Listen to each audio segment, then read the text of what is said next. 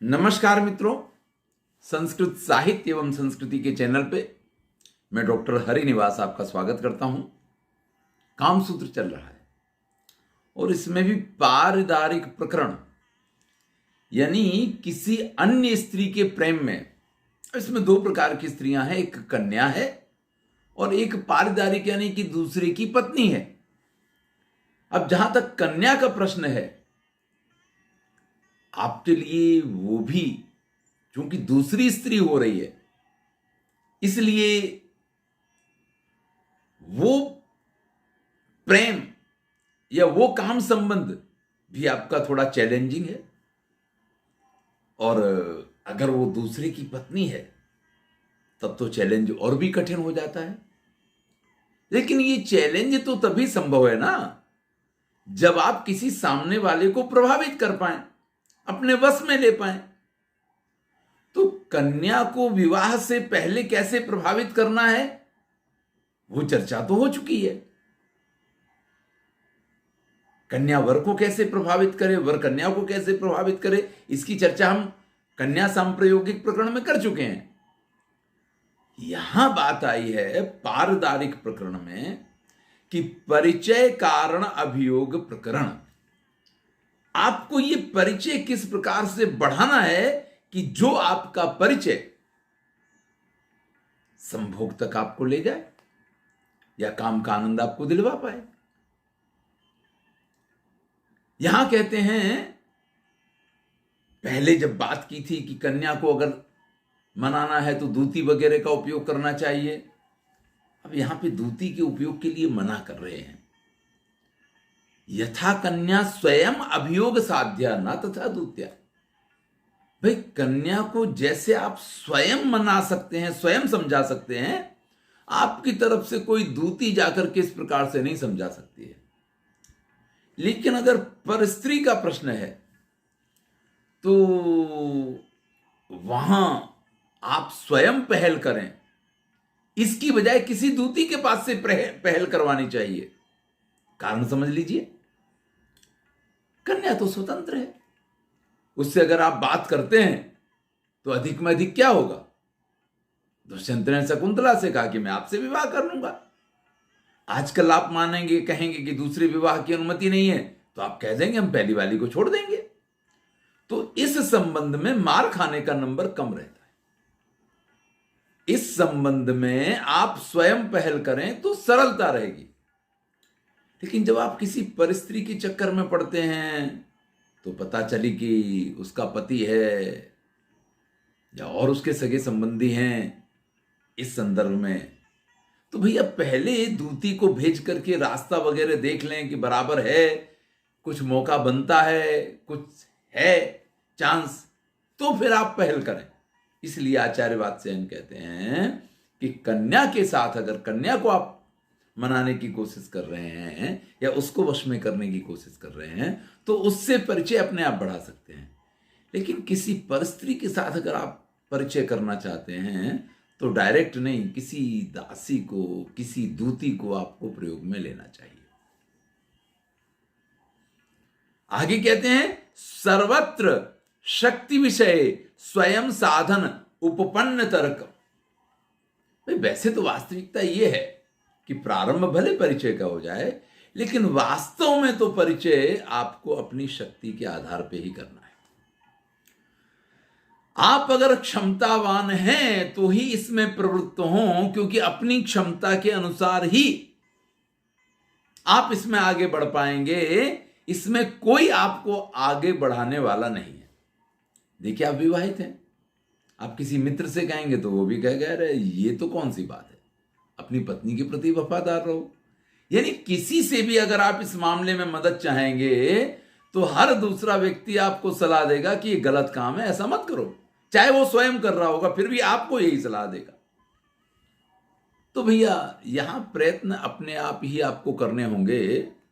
अब उन प्रयत्नों में क्या क्या किया जा सकता है, तो कुछ प्रयत्न स्वाभाविक हैं और कुछ प्रयत्न जो हैं वो प्रयत्न साध्य हैं। तो सबसे पहले तो दर्शन की बात आती है कि आप उसको देखेंगे, आप उसको देखें और आप उसकी नजर में आए। भाई प्रारंभ तो आंखों से ही होना है। तो अगर किसी का आपके घर के सामने से आना जाना है तो ये स्वाभाविक दर्शन हो गया, क्योंकि उसके लिए कहीं आपको लाइन में नहीं लगना पड़ा, कहीं आपको कृत्रिम रूप से कोई तैयारी नहीं करनी पड़ी। आप अपने घर पे बैठे हुए हैं और सामने से उसका रोज का आना जाना है, चाहे वो स्कूल जाती हो चाहे वो मार्केट जाती हो। कहीं आपका घर सब्जी मंडी में हो तो भैया बहुत ही अच्छा है, रोज सब्जी लेने आएगी। तो तात्पर्य ये है कि जो आपके घर के पास से आना जाना हो ये स्वाभाविक दर्शन है। प्रयात्निक दर्शन इस प्रकार का है कि कभी आप मंदिर में खड़े रहते हैं उसकी राह में, कहीं आप किसी जगह जाकर के फील्डिंग भरते हैं कि यहां से वो निकलेगी तो देखेंगे, वो मुझे देखेगी, नित्य प्रति इस क्रम को आप आगे बढ़ाने की कोशिश करते हैं।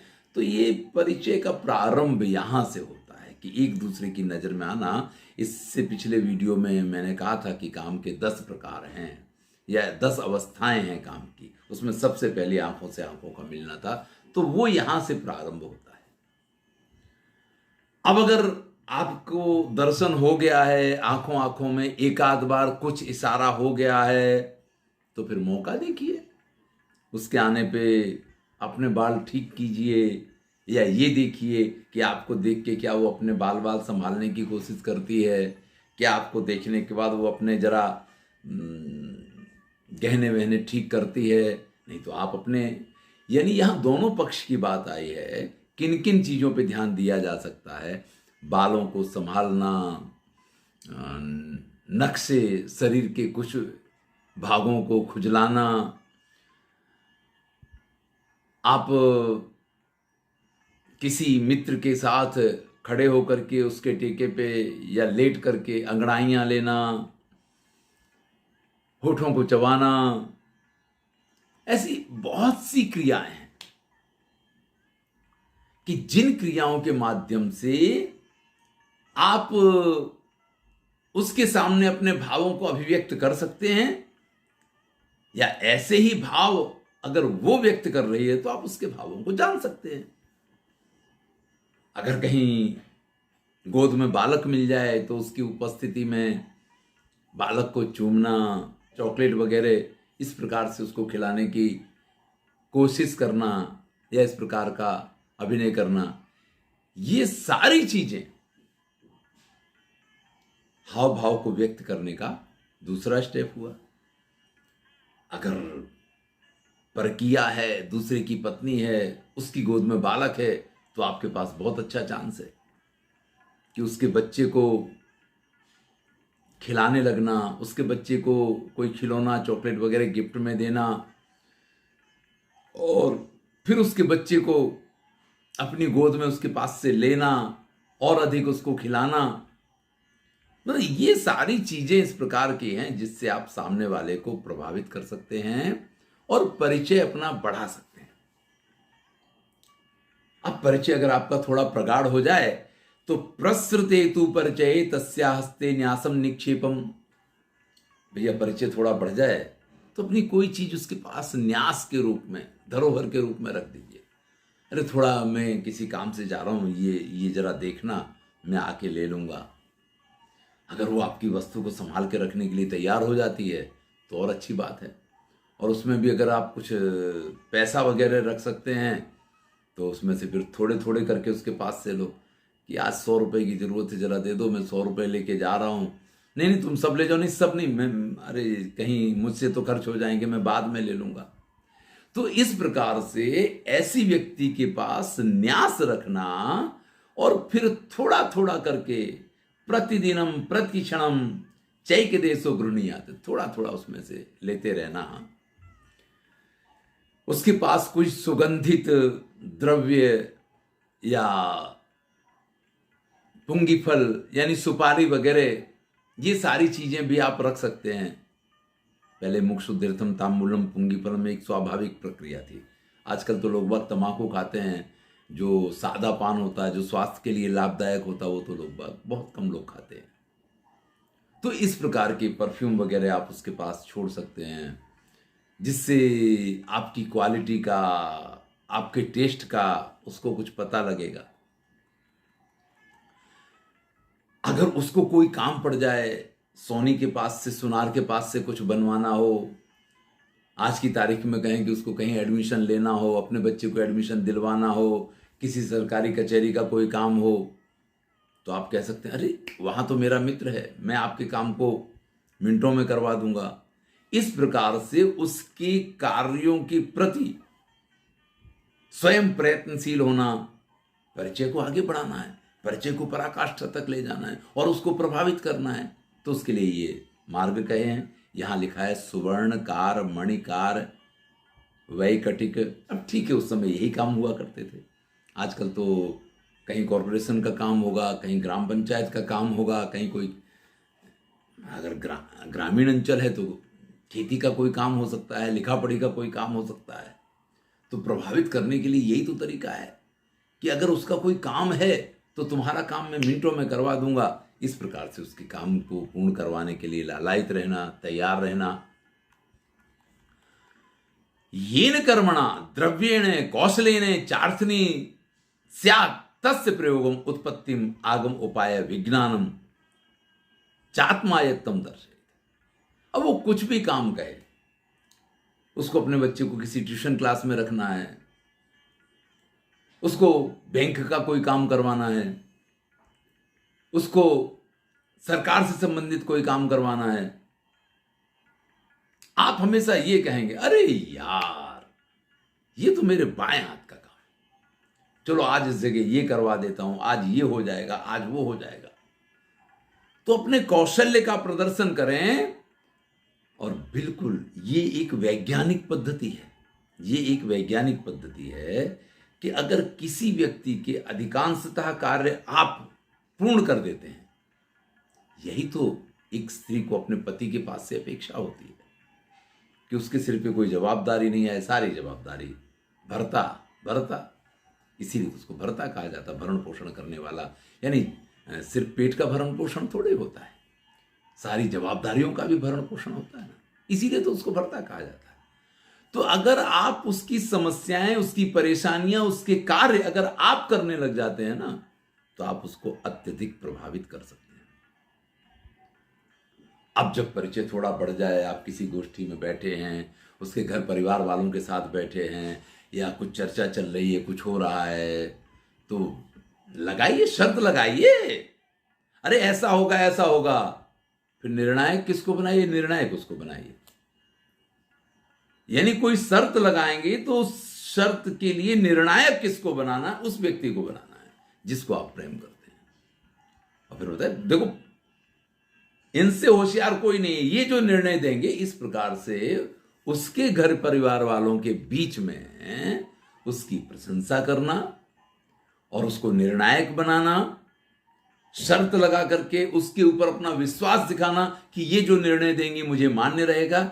ये कुछ इस प्रकार की बातें हैं जो सामने वाले के साथ आपके संबंधों को प्रगाढ़ बनाती हैं। अगर किसी स्त्री ने या किसी पुरुष ने अपने भावों को प्रकट कर दिया है कि बस अब बहुत फील्डिंग भर ली भैया, अब तो तैयार हैं, अगर ऐसा कोई अभिव्यक्ति मिल जाती है तो फिर आपको उसको परफ्यूम, फूल, अंगूठी, इस प्रकार की कुछ वस्तुएं पहले भेंट देनी चाहिए। ये नहीं कि बात हुई और आप सीधे पहुंच गए, लाइन में लग गए जाके, नहीं, पहले कुछ उसको वस्तुएं भेंट में देनी चाहिए। इससे आपको उसके नेचर का, उसके स्वभाव का पता लगेगा और साथ में उसका टेस्ट भी आपको पता चलेगा। किसी उत्सव में, विवाह इत्यादि में, मेले इत्यादि में आप उसको उसकी पसंद की चीजें दिलवा सकते हैं, जिसमें जूड़े के लिए आजकल तो बक्कल बड़े सस्ते आने लग गए हैं, महंगी भी चीजें आती हैं, लेकिन कभी इनके लिए चांदी की पिन चला करती थी, आजकल तो सब प्लास्टिक ने जमाना ही बदल दिया है? तो इस प्रकार की कोई गिफ्ट आप दे सकते हैं। किसी ऐसी जगह गए हैं, आप गजरा लेकर के आ गए फूलों का, वो आपने दे दिया, तो ये गिफ्ट वगैरह प्रदान करनी चाहिए। तत्र महार्घ गंध स्पृहणीयम स्वनख दसन पद चिन्हित साकारम दद्यात। अब एक आध बार जब वो गिफ्ट स्वीकार कर ली हो ना, तो इसके बाद जब आप कोई गिफ्ट देंगे तो उस पर कुछ इस प्रकार के निशान बना सकते हैं, या कोई ऐसी ही भेंट दे सकते हैं जो आपके प्यार की सूचक बने। कुछ ऐसी पंक्तियां हो सकती हैं, कुछ ऐसे चिन्ह हो सकते हैं, कोई ऐसी आकृतियां हो सकती हैं, इनका प्रयोग करना चाहिए। क्रमेण च विविक्त देशे गमनम आलिंगनम चुम्बनम तामूलस्य ग्रहणम दानांते द्रव्याणाम परिवर्तनम गुह्य देशाभिमर्शनम चेत्य अभियोगा। अब जब भेंट ले ली है, किसी प्रकार का विरोध भी नहीं किया, अब तो आपने कुछ जिसमें प्रेम की अभिव्यक्ति हो इस प्रकार की भी भेंट दे दी है, तो फिर मौका देखिए, किसी एकांत स्थान पे उसके साथ जाने का प्रयास कीजिए। कभी लाइट चली गई हो तो उसका भी लाभ लिया जा सकता है, या फिर कहीं आप बुलाइए और फिर उस एकांत स्थान में आप आलिंगन का प्रयास कीजिए, चुम्बन का प्रयास कीजिए, पान खाइए, सीधा एक के मुंह से दूसरे के मुंह में पान खिलाने का प्रयास कीजिए। और अगर ये सब होता है तो फिर उसके उन अंगों का स्पर्श प्रारंभ कीजिए जिसके लिए आप इस पूरी प्रक्रिया में जुड़े हैं, या जिसके लिए आपने इतनी सब मेहनत की है। गुह्य देशाभिमर्शनम, जो गुह्य देश हैं, उसके स्तन हैं, इस प्रकार के अंगों का आप स्पर्श करना यहां से प्रारंभ कर सकते हैं। यत्र चैकाभियुक्ता ना तत्रापराम भी युंजीत। याद रखिए, कोई ऐसा स्थान हो सकता है जहां इससे पहले आप किसी और स्त्री को लेकर के गए हो, कोई ऐसा होटल हो जो आपकी नज़र में बड़ा सुरक्षित है और आप पहले वहां किसी और को लेके गए थे। याद रखिए, कभी भी ऐसी भूल नहीं करेंगे कि उसी स्थान पे किसी दूसरी स्त्री को लेके जाएंगे। यानी एक स्थान, जिस जगह पे आप किसी स्त्री के साथ जाके आए हैं, उस स्थान पे कभी भी किसी दूसरी स्त्री के साथ नहीं जाएंगे। इस चीज को गांठ बांध लीजिए। तो भैया, कामसूत्रकार मात्र पारदारिक प्रकरण में दूसरे की पत्नी के साथ प्रेम में पड़े, इसकी बात नहीं। उस परिचय को कैसे आगे बढ़ाना है, उसको पराकाष्ठा तक कैसे ले जाना है, उसके बारे में भी चर्चा करते हैं। अंतिम 2 श्लोक के साथ इस अध्याय को पूरा करेंगे। अन्यत्र दृष्ट संचारस तद भरता यत्र नायकः न तत्र योषितम कांचित सुप्रापामपि लंघयेत। अगर नायिका के पति ने कभी ये देख लिया है कि उसकी पत्नी किसी के साथ व्यभिचार कर रही थी, तो भैया भूल के भी उस नायक की पत्नी के साथ आप न जुड़े। ध्यान दीजिएगा कि अगर किसी पुरुष को अपनी पत्नी के व्यभिचार के बारे में मालूम पड़ गया, आपके साथ नहीं किसी अन्य के साथ उसने किया, तो फिर ऐसी स्त्री के साथ कभी नहीं जुड़ें, क्योंकि उसका क्रोध तो पराकाष्ठा पे होगा ही और उसका शिकार आप बन जाएंगे। अगर उसको पहले से शंका है कि उसकी पत्नी इसी प्रकार के काम करती है, तो फिर भाई ऐसे के चक्कर में ना पड़े, नहीं तो ऐसी स्त्री का मिलन आपकी मृत्यु का जल्दी से कारण बन सकता है। शंकिताम रक्षिताम भीताम स्वश्रुकाम च योषितम न तर्कयेत मेधावी जानन प्रत्यनमात्मना। आपको पूरी तरीके से विश्वास है कि मुझसे अपार प्रेम करती है, मैं इसके पास जाऊंगा ये मुझे मना नहीं कर सकती है। लेकिन बुद्धिमान व्यक्ति कभी भी शंकाशील स्त्री के साथ, जिसका पति बड़ा शक्तिशाली हो या जिसके आसपास उसके अच्छे बॉडीगार्ड हों, ऐसे के साथ, जो पति से हमेशा भयभीत रहती हो और जिसके सास ससुर हमेशा उसके साथ रहते हों, ऐसी स्त्री के साथ भूल के भी प्रेम नहीं करते हैं। तो समझदारी तो इसी में है कि आगे बढ़े उससे पहले इन सब चीज़ों पे ध्यान दे लें। जिससे कि फिर समस्या खड़ी ना हो। धन्यवाद। मैं हूं डॉक्टर हरिनिवास।